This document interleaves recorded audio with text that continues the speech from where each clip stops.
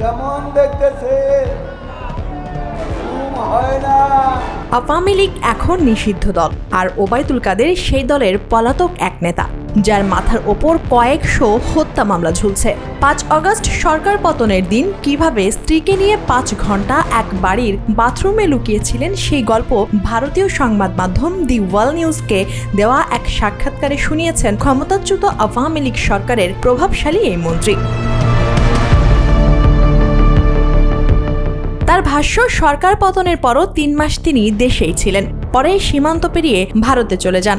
আওয়ামী লীগের অনেক নেতা গ্রেপ্তার হলেও কাদের কিভাবে দেশ ছাড়তে পারলেন, সাক্ষাৎকারে তিনি সেটা খোলাসা করেননি। এই ঈদে জামা জুতো অ্যাক্সেসরিজের ডিসকাউন্ট।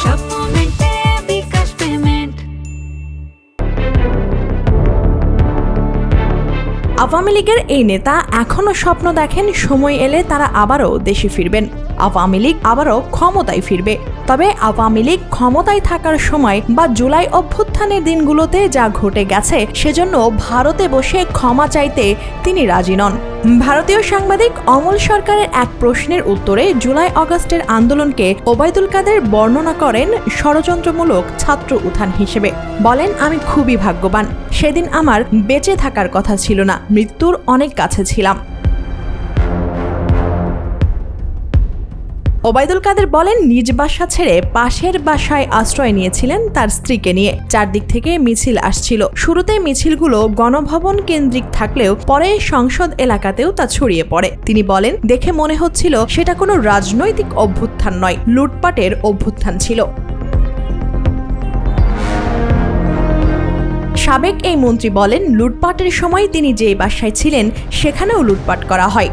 এ সময় তিনি এবং তার স্ত্রী বাথরুমে লুকিয়েছিলেন। এক পর্যায়ে তারা বাথরুমে যেগুলো আছে সেগুলো লুট করার জন্য জোরপূর্বক প্রবেশের হুমকি দেয়। সে সময় তার স্ত্রী তার সম্মতিক্রমে দরজা খুলে দেয়। তারপর সবাই খুবই আক্রমণাত্মক দৃষ্টিভঙ্গি নিয়ে সেখানে ঢুকে যায়। ওবায়দুল কাদের বলেন, হঠাৎ আমার দিকে তাকিয়ে ছেলেগুলো বলতে লাগলো, নেত্রী চলে গেল, আপনি যাননি কেন? যদিও সে প্রশ্নের জবাব তিনি দেননি বলে দাবি করেন। ওবায়দুল কাদের দ্য ওয়ার্ল্ড নিউজের কাছে দাবি করেন, তারা আমার ছবি তুলতে শুরু করলো। কি কারণে যেন তাদের আক্রমণাত্মক মনোভাবটা ছিল, সেটা নিমেষেই শীতল হয়ে গেল।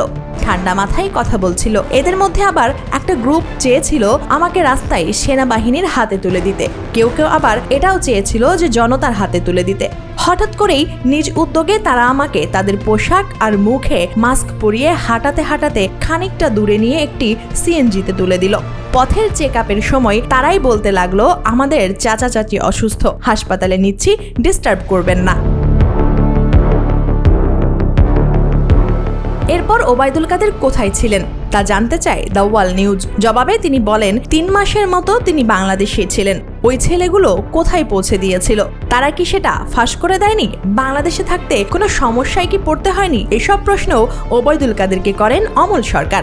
সংক্ষিপ্ত উত্তরে ওবায়দুল কাদের বলেন, রাতেই তিনি সেখান থেকে আবার অন্য জায়গায় চলে গিয়েছিলেন। অমল সরকার তখন প্রশ্ন করেন, এই যে ছেলেগুলো আপনাকে সাহায্য করলো, এটার কারণ কি হতে পারে? মানে এটা কি হতে পারে যে এরা আওয়ামী লীগেরই?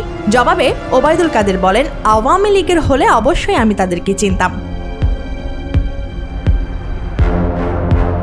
জুলাই আগস্টে আন্দোলন দমনে ছাত্রলীগ ও যুবলীগকে মাঠে নামানোর ক্ষেত্রে ওবায়দুল কাদেরের ভূমিকা নিয়ে যে অভিযোগ রয়েছে, সে বিষয়েও তাকে প্রশ্ন করা হয় ওই সাক্ষাৎকারে। উত্তর দিতে গিয়ে আওয়ামী লীগের সাধারণ সম্পাদক দাবি করেন, ছাত্রলীগকে অভ্যুত্থান দমানোর কথা তিনি কখনোই বলেননি। ওবায়দুল কাদেরের ভাষ্য, তার ওপর আরোপিত দায়িত্বই তিনি পালন করেছেন, অন্য যে কেউ হলে সেটাই করত।